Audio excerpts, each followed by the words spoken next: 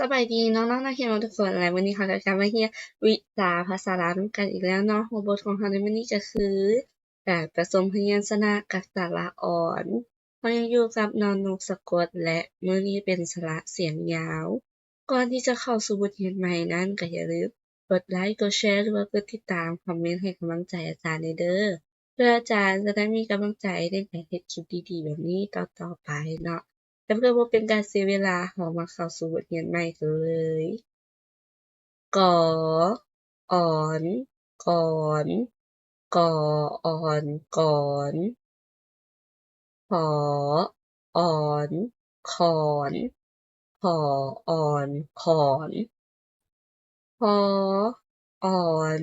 คอนพออ่อนคอน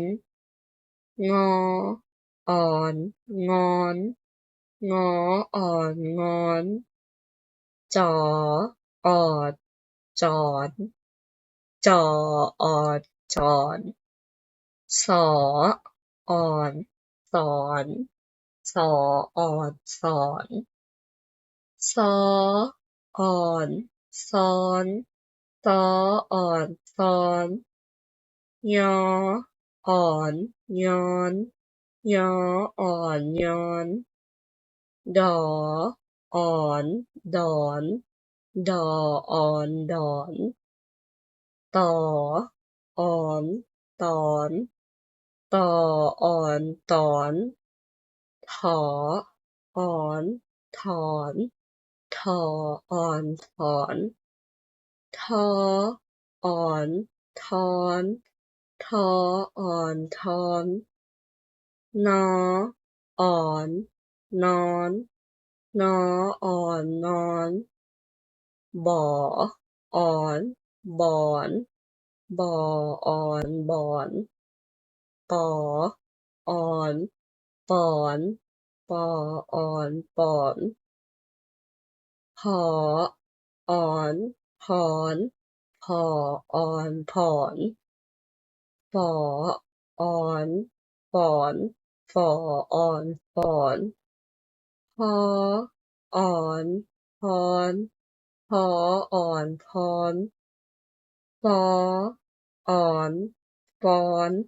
ฟออ่อนฟอนมออ่อนมอนมออ่อนมอนหยออ่อนหยอน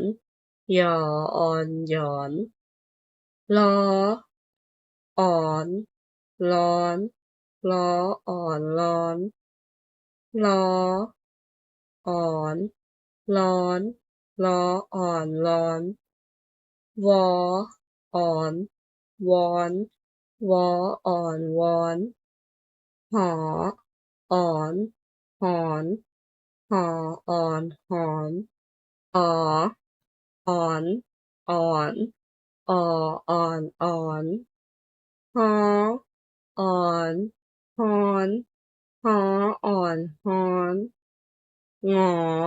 อ่อนงอนงออ่อนงอนหยออ่อนหยอนหยออ่อนหยอน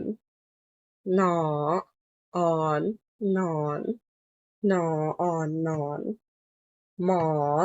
อ่อนหมอนหมออ่อนหมอนหลออ่อนหลอนหล่ออ่อนหลอนหวอ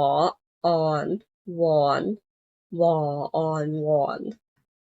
กออ่อนก่อนขออ่อนขอนขออ่อนคอนงออ่อนงอนจออ่อนจอนสออ่อนสอนซออ่อนซอนยออ่อนยอนดออ่อนดอนต่ออ่อนตอนทออ่อนถอนทออ่อนทอนนออ่อนนอนบ่ออ่อนบอนปออ่อนปอนพออ่อนผอนฝออ่อนปอดพออ่อนพรฟออ่อนฟอน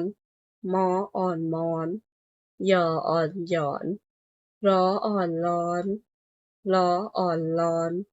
วออ่อนวอนหออ่อนหอน ออ่อนอ่อน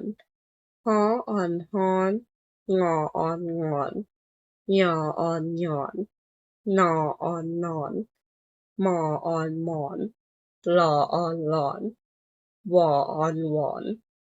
และบทเรียนของเราสำหรับสระอ่อนก็หมดเพียงเท่านี้เนาะเป็นจั่งใดถูกใจหลายๆคนหรือบ่ถ้ารู้สึกว่าถูกใจวิดีโอนี้ก็อย่าลืมกดไลค์กดแชร์หรือว่ากดติดตามคอมเมนต์ให้กำลังใจอาจารย์หน่อยเด้อ